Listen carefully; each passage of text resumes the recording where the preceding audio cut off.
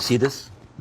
This is a map of all of the history of the expulsion of the Jews in Europe. They've been like, I have never seen a minority being kicked around this much, right? And of course, this comes back to the, the whole idea about the original sin, that you have betrayed Jesus Christ. The blood of Jesus is on your head. And then comes the 11th century. At that time, Jewish people were not allowed to own land. They were just peasants. Even some of the professions they were not even allowed to participate in. But they were allowed to do one thing, usury, money lending, because it was prohibited by the Catholic Church to engage into that. So what happens when you work in money? You get richer, right? And those Jews lived in ghettos. Now, ghettos was not just like isolated neighborhoods in cities. Sometimes ghettos were outside the city. This is like how isolated they were.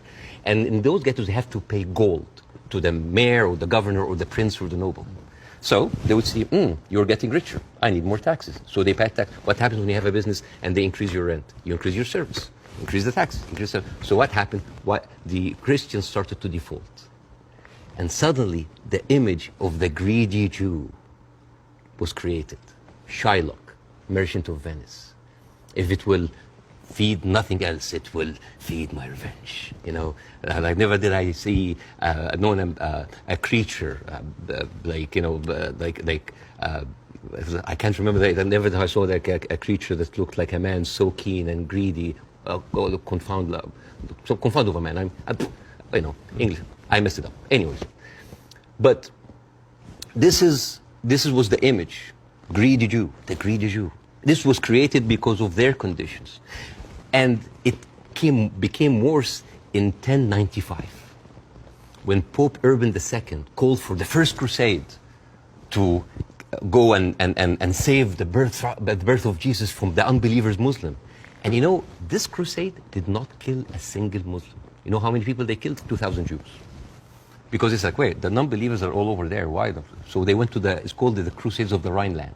So they went to the Jewish community because, hey, we own the money, so let's kill them better than paying them.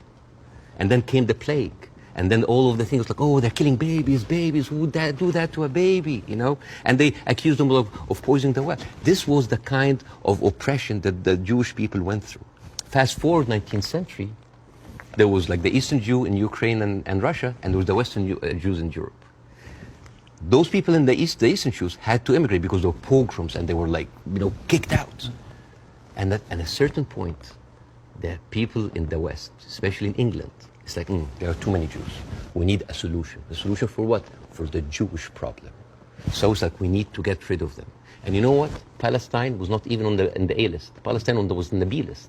Because England proposed 6,000 square miles in Uganda for the Jews, 1903.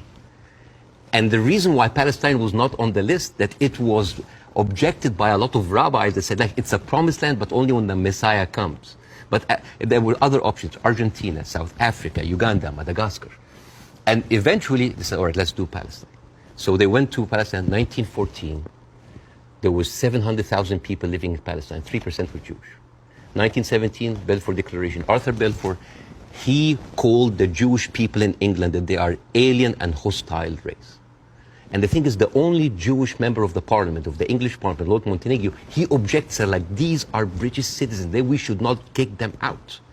So they pushed them, but it was not going fast enough. Came the Nazis. And then it was not about the solution anymore. It was the end losing, the final solution by Hitler, because he needed an answer for the Jewish question, the Judefrage. And then, as you see, the Holocaust happened, the most orchestrated, industrialized, horrible genocide in our modern time. 6 million Jews died. So it accelerated, and they went.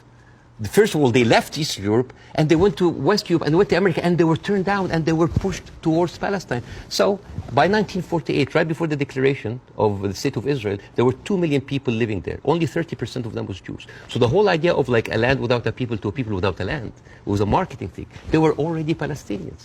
So suddenly, from our perspective, the Jewish problem is not a Jewish problem, is not a Middle Eastern problem, is not an Arab problem, it is a European problem.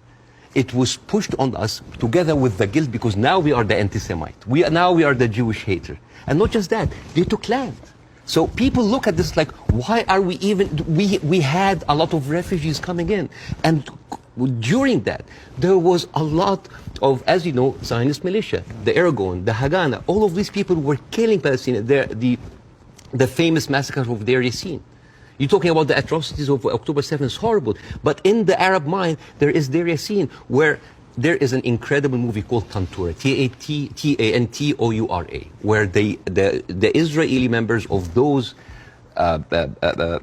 militias, they talk about the atrocities that they did, including opening up the pregnant women bellies and having bets if the boy inside is a boy or a girl. It is one of the most horrific, and they talk about it, some talk about with regret, and some talk about with pleasure. We did that, right? So you have even King David. I think your Prime Minister, Mr. Sunak, was there. And if I was British, I would question this. Because as you know, King David was bombed by the Aragon militias. 91 British soldiers died. I don't know, if I was British, how come my Prime Minister would have the nerve to stay in that hotel? I mean, you know, the ghost of the 91 British soldiers, that must be haunting for them. You see? So when you see all of that, and you see that suddenly, overnight, 1948, there were 1.5 million Palestinians, half of them, 3/4 of them were overnight pushed into refugees. Yeah. And this is why it's called the Nakba, the catastrophe. So now we have all of this building up into the minds. And suddenly this was like a conflict, a hate, a problem that we didn't have to do anything with. This was basically pushed on us by the Europeans. You see? So this is why it is important to say that. And I'm not saying that just like, oh, let's wipe out the state of Israel, let's like push them in the sea. No, but it's important when you talk about the conflict, that you talk about the root causes. Right? No, there was like a vibrant Palestinian culture happening over there. And right now they are erasing this culture. Suddenly I'm thinking of like Israeli feta cheese, Israeli hummus. Oh, that's an insult. Israeli hummus. Come on. I mean, take the land, but leave the hummus, man. I mean, come on. I mean, that's not fair.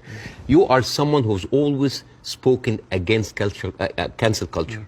Right now, a whole culture